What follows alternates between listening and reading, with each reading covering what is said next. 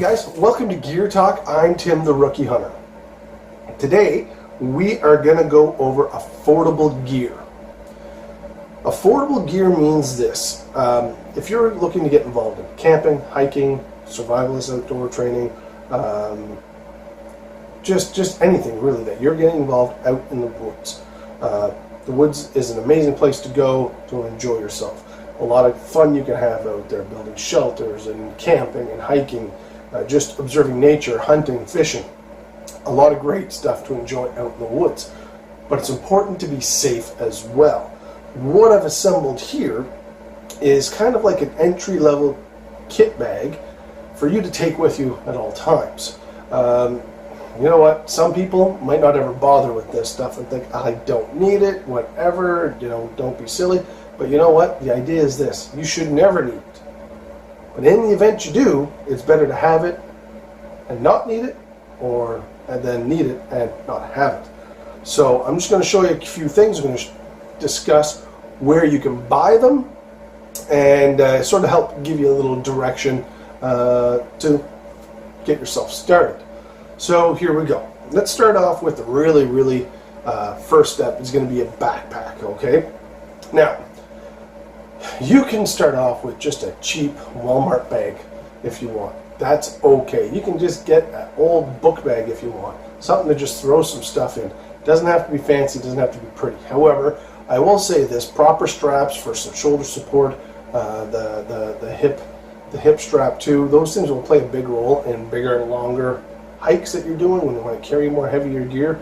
But for like this stuff right here, you can go with one of two things. This gear will all fit in my hip bag, just a very simple hip bag. I've got a compass in here, which is always important to have. It's always great to make sure you've got a compass. You can get compasses anywhere. Doesn't even need to be anything fancy, really. Just something that is going to point you and make sure you're not going in circles. But so I've got the hip bag. It's got some side pockets. It's got the main pocket here. When you zip it open, it carries a lot of stuff. It's got some inner pockets as well that will allow you to separate maybe important stuff, document work, wallet, that sort of thing. Then you got other pouches you can use to separate stuff and take care of stuff. This is $29.99 US, which is about 30-35 bucks Canadian. So not a bad price, and will help you take your stuff. Now, I use this one for fishing, actually, and I do carry a lot of my stuff in there, as well as my little bit of fishing tackle. Then I got the bag, and this is also from Bass Pro. Both of them are Redhead products. Just simple 35-liter bag. It's got some pouches inside to separate stuff. It's got a front pouch, two front pouches as well to help keep sort of things sorted to how you want them. And then both bags have the fishnet elastic side pieces, great folding water bottles, any type of round devices. This has carried a lot of tripods in the past. So it's got the O2 hole on the top, some nice straps with some webbing on there in case you want to attach something.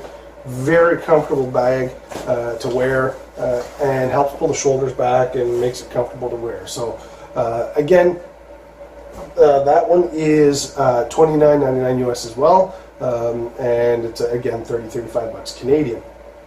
So two simple bags. Again, you can go to Walmart and get yourself a hiking backpack. You don't have to have anything super fancy special just to get out there and start trying things. Alright, let's get on to the gear you're going to put in your bag. Couple of things that you really want to make sure you have when you go to the woods. You want somehow to keep yourself dry in the event it starts raining. If you need to make a fire, something to start a fire, and something to help you keep warm. Now, obviously, if you're just going out for a day hike, you're not going to carry tents and backpacks and everything else. But there are some very lightweight, affordable products that you can carry, and I'm going to show you these right now. So the first collection right here, I'll move this out of the way.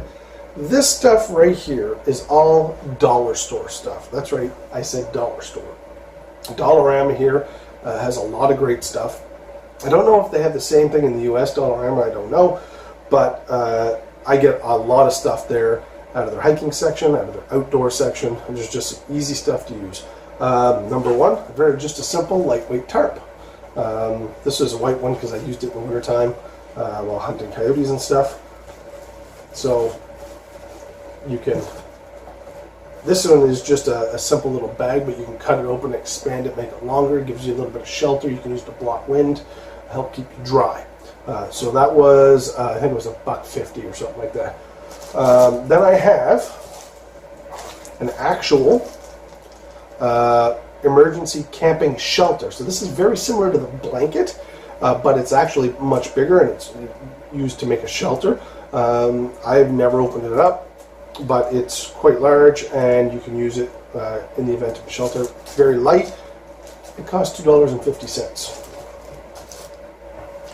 Then I have the actual emergency blanket itself, and this will designed to reflect 90% of your body heat. It's windproof, it's waterproof, uses a blanket. You can also use it as a shelter too if you wanted to, but this one is primarily used for a blanket.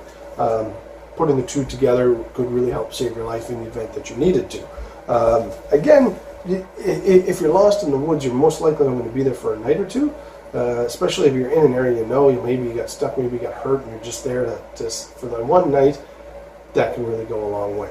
Other things.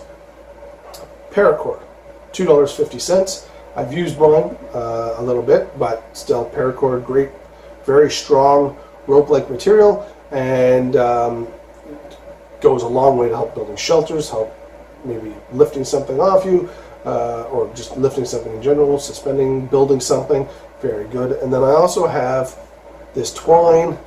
It's very strong, especially if it gets wet. It stays even stronger. This was $1.50. And I've used tons of this already, building blinds and whatnot in the woods, and I'm still on my original roll I got 3 years ago. So, although you're going to have a knife, depending on which stores you go to, obviously you're going to have a hunting knife or something like that, but it's important you should always have some type of backup blade.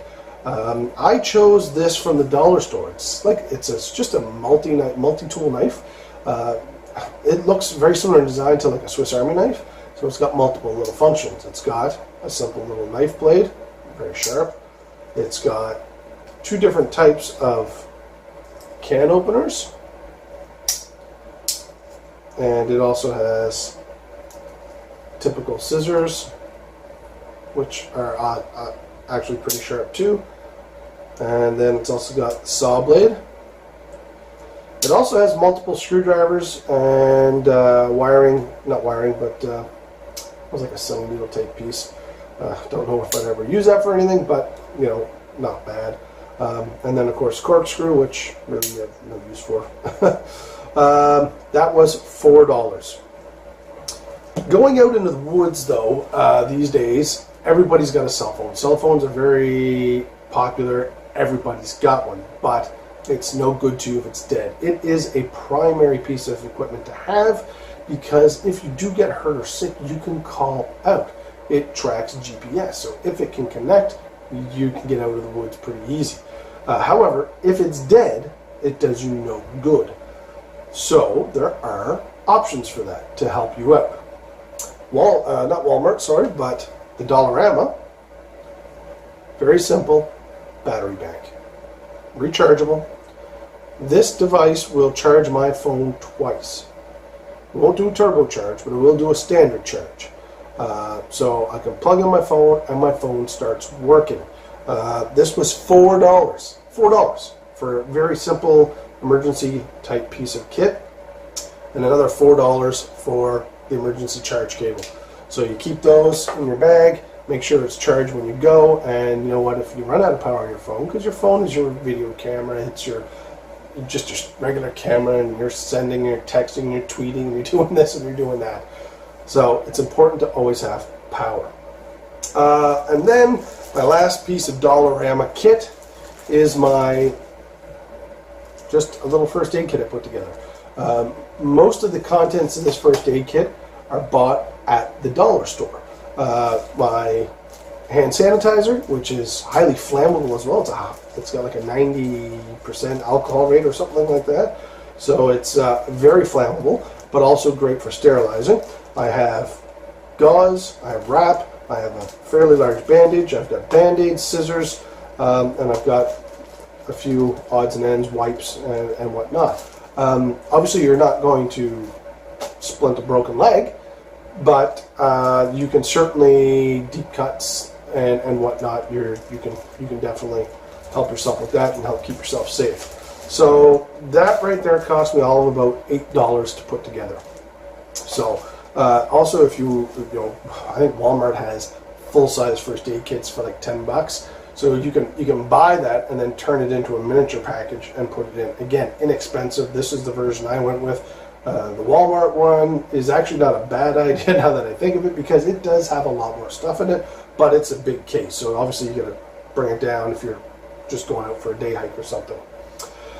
So that takes care of the dollar store type stuff. This is the really most inexpensive stuff. Now, some other stuff you can get at like Walmart or Canadian Tire or whatever. Another good one might be Princess Auto.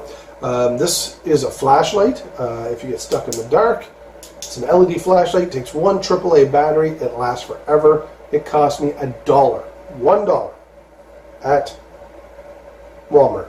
That's Canadian, which means that's probably like 75 cents American or something like that. So, so that covers your little bit of your shelter, building material, whatever you need. That does not even weigh 3 pounds, all that kit right there. Very light. At the dollar store, Dollarama, they get gloves up the wazoo. Never hurts to have a spare pair of gloves in your kit bag, especially when you're out in the woods. Just help protect your hands. If you have to stop and make a shelter, or you're playing around, have gloves. Very, very important to have. One wrong infection could go so sideways on you. Also helps protect you against ticks and whatnot. So good. Dollar store also carries various insect repellents too that you can buy that actually work. I use them all the time when I go fishing. Fire building. Let's go into fire building now. Fire building is an important skill to have. No, it's not just about building a fire and throwing everything together and poof, away you go. If you do not have the proper skill set for building a proper fire, whether it be a lawn fire or just a cooking fire, something to keep you warm, something to keep the bugs away, something to give you light, fire is an important skill set to know. And building a fire is not always as easy as it seems, especially, for example, yesterday I was out with Bob and Rookie Jr. We were out, it was rain the day before that. We were out, we had a hard time building a fire, but we used the skill set we knew. We found ourselves dry wood, and we built a fire, and we built it in a snowbank, and it stayed lit, and we cooked our food, and Bob spilled his food all over the place, unfortunately, but point is we built a fire, and we had some we had some really good products with us that we could do that with. So let me show you a couple of things. So number one, lighter, dry matches, waterproof matches, always a key thing to have. I don't have my lighter here with me right now. Actually, mine broke when I was getting ready to make this video, but I have some very simple wood shavings. Dry wood shavings, and a ferro rod. Actually, I have two ferro rods. I have this one here that Bob built me, custom made. So you put the timber down, you get your sparks onto it, it lights up, starts your fire. This is another ferro rod I have. This is my original one I got, and if you look back on season 1 of the Rookie Hunter, there's one where I show how to properly use it. But real simple, you just, there you go. Hopefully I didn't just light my carpet on fire. So there's going to help you build fire. Obviously matches or a lighter will go a lot way, much better for you. They'll light up, get going. One thing about lighters though, they are subject to, they tend to not like to function in the cold very well. So you've got to be careful of that. Ferro rods though, you can use them in the winter, you can use them in summer, you can use them when it's raining out. They work all the time. If you're out for a day hike and you're planning on stopping to make something to eat, Sometimes fires are not an option. This little piece of kit right here, you've seen me do it, it's one of my pocket stoves. It's from Esbit. It's very simple, lightweight. It burns solid fuel cells, but you can also use it over a fire. You have your solid fuel cells. Once you get those lit, they burn for 15 minutes. Getting them lit is not always the easiest, but once you do have them lit, they'll burn. Use this like this to cook, or you can flip it over, put it over top of a fire, put sticks underneath it. There you go. It'll hold up to 6 fuel cells on its own, which means for a day or two, you've got lots of ability to cook food or boil water to make it safe to drink, this and that, so you're good. This was I think I paid $8 on Amazon for that. And Amazon is a very good place to get a lot of your gear. This ferro rod I think was $10. That one was free. I got it from Bob Wood Shavings. Well, anytime you're doing anything with wood chips, whatever. Always have a hat, something preferably to, depending on what you're doing. A simple little cook set is great to have when you're out in the woods. Walmart has them for like 30 bucks. You can get them. That's actually pretty standard. 30 bucks or higher. You can get really expensive stuff. You can just buy a single like metal thermos cup as well that a lot of people use. Look at guys like Joe Robinet. Whenever you watch him, he's just got one single little pot. This is a kit one of my family members got me. I don't have the whole kit together right now. I've just got the pot. The rest of the stuff is soaking in the sink. But I keep some food sources that I always have with me. Tea bags. I have in here, I've got sugar, fruit mix. There's granola bar in there, salt and pepper, juice mix. There's dry cereal. Just stuff to give me calories to help me get through a night if I need to. Also, when I'm in the woods, I like to stop and make a pot of tea, so I have everything to make my pot of tea as well. Very lightweight. Comes in a nice little mesh bag. On Amazon, this was on Amazon I think for $39.99, a little bit more expensive. This one came with a whole kit that had bowls and spoons and this and that, and I just like to carry it like this, the one piece. So that takes care of that. Again, this stuff can all fit into your bag, no problem, and that will just show you, nice and simple. You just building your fire. I'll do an episode on how to do that too, but for now that's just simple cook set, easy to go. Now, one of the more important things for you to remember to always make sure you have is a good knife, something to cut wood, process wood. When you're out there, you want to be able to make kindling and fuel for your fire, and sometimes that involves getting tree bark and shimming it up and getting wood and processing wood using either baton style with a knife or using a hatchet and a saw. So there are lots of options. I'm going to show you all 3 that I have. First thing, just a little hand hatchet. Some people will carry a little bit bigger axe. Bigger axes are great for felling trees and whatnot, especially, dead trees are everywhere, and they make great fuel source. But this is an axe I got from Resourceful Redneck. It's called the Trailblazer, and it's very good, very lightweight. Very solid. I beat the tar out of this thing, and she still works great. Keeps its edge. Has a nice sheath. Puts away nice and easy. So that is my hatchet. Fits in the bag. Now, depending on what you're doing, you may want to bring a saw instead or with your axe. Now, this is a longer one. This is the Gator pole saw from Resourceful Redneck as well. The prices have changed a lot, but I mean, you can get little hand pocket saws like this for 10 bucks at Walmart. Dollar store doesn't carry them, unfortunately. Walmart does. They're like $10 or $15 at the dollar store. This hatchet, you can buy hatchets, standard hatchets at like Canadian Tire and Walmart for like $15, $20. They're not real expensive, so just something for you to keep that in mind. And then the key part, your knife. Your knife is like your best friend when you're out there. it's probably the tool you're going to use the most. You'll see people doing what they call batoning with a knife. So when you want to make kindling, instead of wailing on a piece of wood with an axe, you get a stick. You set this on top of the piece you're going to cut. You bang it down with a stick like a baton, and it splits your wood. Here's an example here of how I did it the other day. What's the smoke to you? What's blowing? Get away from me, smoke! Oh, batoning is a lot easier than I thought. This is a very simple knife, hunting knife, solid, fixed blade. You can get a flip blade too if you want. That's fine. They're good knives.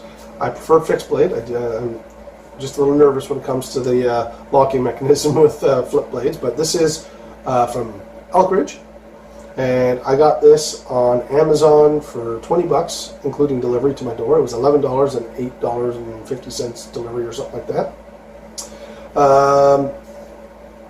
That is a very solid knife. I tested it out already. If you look at my previous episode of Gear Talk, there was actually a review on this knife and how good it performed for me in the wood. It's important that your knife be sharp, because if it's dull, you can't cut anything. It will make your life miserable in the woods. Keep your equipment taken care of and make sure it's sharp. But very inexpensive. 20 bucks for a knife is great, and it is a great product. So great place to get. You can go to Bass Pro, Walmart, Canadian Tire. They all carry knives, various levels of quality and price. This was very good quality and cheaply priced. So that is a lot of the gear that I take. Now, this gear all fits into these packs. I can fit everything into this one, but that's a lot for this one, so I tend to use the actual backpack. This one I use primarily for fishing, so I have a little bit of a cut down version of this. But if you get stuck in the woods, or if you're just going to go and have a day out, processing your kindling and your fuel for the fire, making yourself a shelter, giving yourself the tarp, giving yourself a dry place to sit down if you need to. That's all important stuff to have and to know. So get out there, practice it in the backyard, practice it in the woods behind the house. Heck, go to the nearest park. Don't build fires, but just go out and practice. Making yourself a shelter, or doing this or doing that. Just get out there, have fun with it, learn it, so that when the event something does happen, you know how to react. Couple of little things that you can add to your kit to, spice it up a little bit, we'll say. Number one, you can certainly get actual hiking hammocks or hiking tarps, and these are special design material. They're very extremely lightweight. They're much larger, and they cover you. So those are things you can buy. You can go to like One Tigress or Canadian Tire or wherever. All kinds of carriers have this stuff, and it's more money, and you could certainly buy it. One of the things I take with me everywhere is this. So this is a more complicated version of this.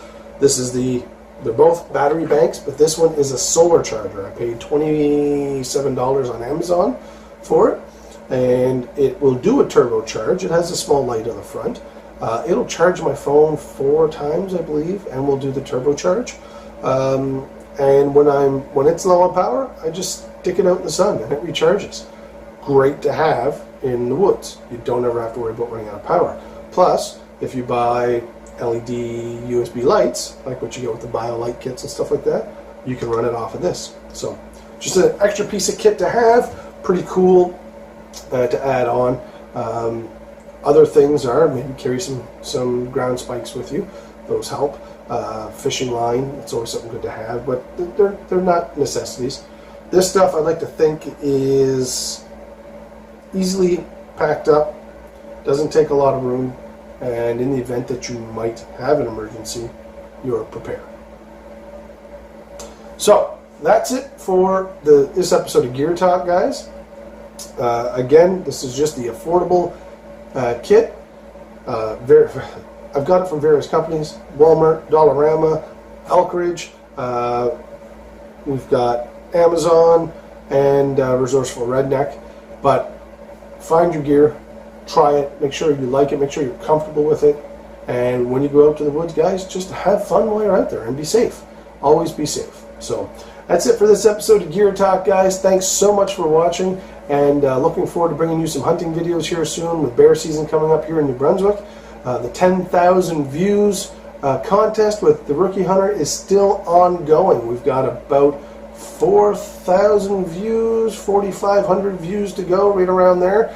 And then we're going to be giving away some One Tigress gear, some Rookie Hunter hats, there's all kinds of stuff. So looking forward to reaching that 10,000 views mark and giving away some free stuff. So thanks so much for watching, guys, and have yourselves a great day.